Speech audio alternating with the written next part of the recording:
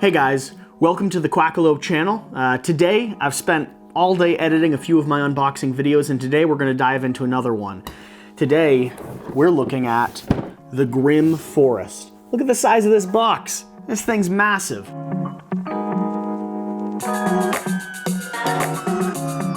The Grimm forest. It's 2 to 4 players, age 14 plus. Takes about 40 to 60 minutes to play. And here in the back it says, can you outwit your friends and build 3 houses before anyone else? Seek help from the legendary fairy tale characters and avoid the cunning creatures that lurk in the forest to become the greatest builder in the land. And then it walks you through some of the gameplay steps here. So it says 1, secretly choose one of the gather locations. If more than one pig go to the same location, you must share the resources. And if you end up alone, you get to take home everything.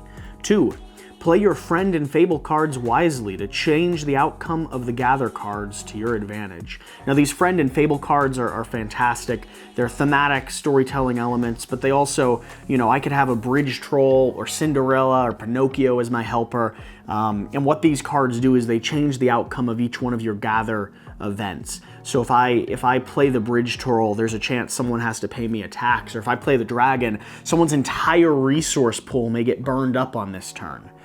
And then lastly, use the collected resources to build houses on your player boards. The first player to build 3 houses wins the game. Now this is a fun little element. You got to choose if you're going to go for hay or wood, which can be destroyed and blown down easier, but are quicker to build because you can gather more of those resources. Or if you test out the long-term strategy and try to build brick houses, hoping that even though you're going slow and you're kind of plodding along, you'll be able to keep the other people from building their houses long enough that you can win. I went for the brick building strategy. I did not win, but I still bought the game, so that's positive, right? Let's see here, I'll move my duck out of the way.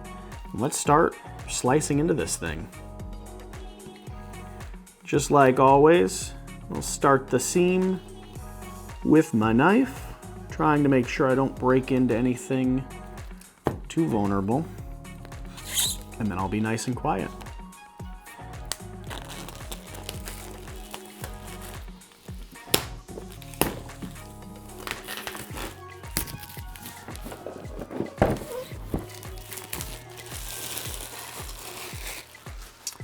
The Grimm forest in all its glory.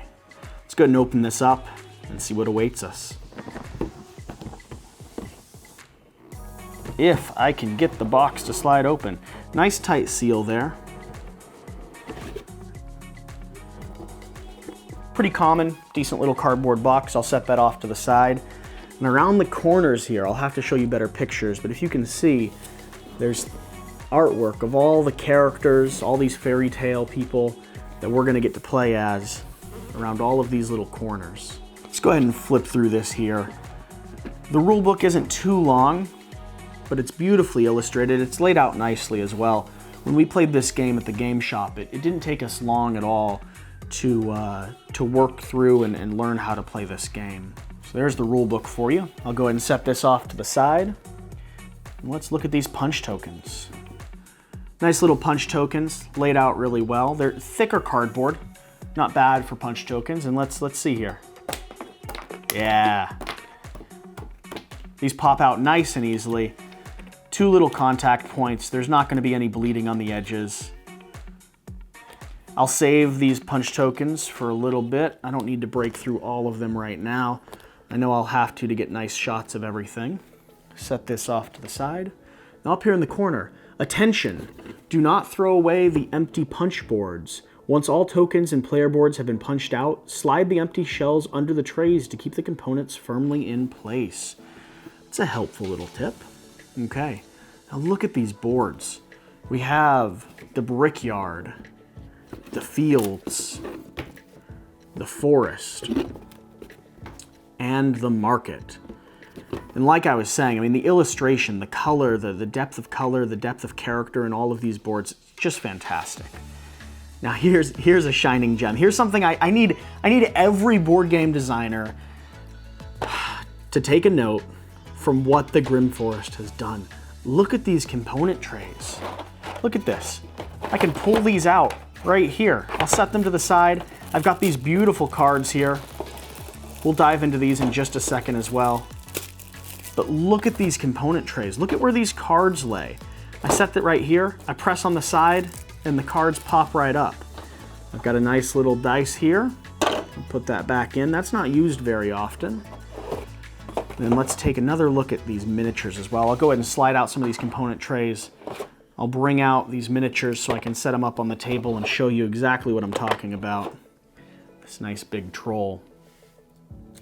Now the trays made by Game Trays, and I'm going to be honest, if all my board games came with something this nice, I would be 100% satisfied. I mean, this is beautiful, and it really shows attention and care and love to the game that was developed here. I usually end up purchasing games and then having to either custom make or purchase at an additional cost a beautiful insert tray like this. So I'm really glad in this situation I won't have to do that. So I'll set the box and these tiles here over to the side. We'll pull those out again in just a moment. Can leave those guys here. And let's take a look at all of these fantastic miniatures. Now these, 4 little pigs in this case, and a big bad wolf, all in their own beautiful little Game Trays insert. So these miniatures are a big reason why I decided to buy this game. I love these 4 little pigs. I love the character that each one of them has. We have a big troll under the bridge. Looks like we have an ogre of some sort. We have this massive dragon. We have a few wolves, a big bad wolf with a walking cane, and then to top it all, we have these beautiful 4 little pigs. We also have these 4 other inserts. These include slots for our different components to go into, our single components and our larger ones. I'll go ahead and toss them in here, a little messy right now. And here is one of the main mechanics of the game. We have a floorboard, we have a building component, and we have a roof. And you'll have that for each one of the 3 building types. We have brick there, we have hay there.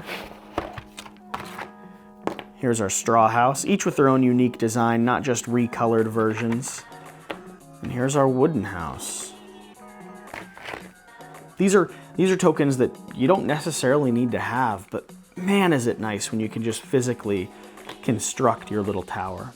I mean, these components are beautiful. They make the game immersive and fun to play, and even if you're only playing the dragon card maybe once per game, it makes such a difference when you're playing with friends to be able to actually pull out the dragon, right? And set it down on the table and scare people half to death. I mean, look at this guy. It makes such a difference. But these little house components, they're fantastic. They fit right back where they should. Same thing with the straw components. I mean, everything has a spot. If you're working on a game currently, take a note. You know, put a little note in your journal. Tell yourself, by the time my game gets published, I need to have components and inserts as nice as this. Because I'm going to be honest, the new standard right now with the games that are coming out, you kind of do. You kind of do need components and inserts as nice as this.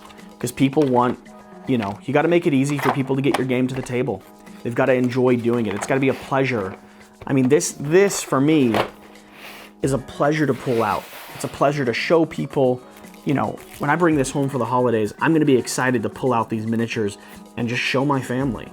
This is a fun game to bring to the table. And like I said, it's not overly complicated to learn, even though I lost. So let's go ahead and break into these decks here.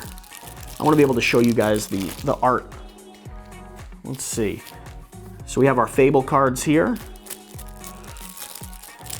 We have an advertisement for Minions of the Meadow expansion for March of the Ants.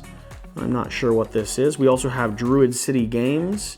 2 more little advertisements here. Those are not what we're reviewing today. Here we have our Gather cards. All of the different Gather cards, and we have our Friend cards. Let's separate these a little bit. Gather, friend. Oh, these purple gather cards. We also have 4 individual cards for the build phases and the gather phase, just so everyone around the table understands what they're doing. It just helps clarify things. It's something a lot of games have been doing nowadays, just making sure that everyone has the resources they need to know their turn order and know all the options they have.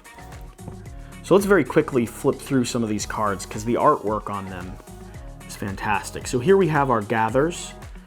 Gather brick, gather market, gather straw, gather wood. Illustrations are beautiful. There's so much character to each one of them. You know, you can really see. I'd love to see a full book or even a full series with this artwork, this art style. Let's look at some of these friends. We have Red Riding Hood, Robin Hood, Rumpelstiltskin, Sleeping Beauty, Snow White, the Gingerbread Man, the Golden Goose. This game's going to include all of your favorite fantasy characters. And I'm going to stop there because part of the fun is drawing a card and revealing who you find. Like here's Rapunzel. The artwork, again, beautiful. It's fantastic. And let's take a quick look at some of these Fable cards. Now, these are going to be things that either benefit you or hurt your neighbors a little bit. We have the Big Bad Wolf. This is when we'll actually pull out the Big Bad Wolf miniature. End the gather phase. All players at the Big Bad Wolf's location must destroy 1 straw or 1 wood house section of your choice. Let's flip through these a little bit more. Just looking at this fantastic art. Here's the dragon. Here's the 1 card that'll allow you to pull out this massive miniature. Before collecting resources, all players at the dragon's location must discard all resources from their player board. Let's go ahead and punch out these tokens, be able to take a closer look at this artwork, and then I'll do some close-up detail work, which I'm sure you've been seeing throughout this entire video. These punch out very cleanly. The cardboard's a nice size. They are not double-sided. They're white on the back, but they've got this beautiful artwork on the front, and you're only ever going to be playing with them laying down anyway, so it's not necessary for them to have 2 sides. Here we have the bonuses you get for building the first house, and these tiles here are going to be our marketplaces. So we have the brickyard, the forest, the fields, and the market. And what you're actually going to do is every round you're going to take your little player character, you're going to secretly place down a gather card. So like here I have gather from the brickyard. I'll place that down in the middle, and then we'll reveal them all. We'll all go to our designated sections. Whatever resources are here at the brickyard, if I'm by myself, I get to take those home and start spending them on building houses.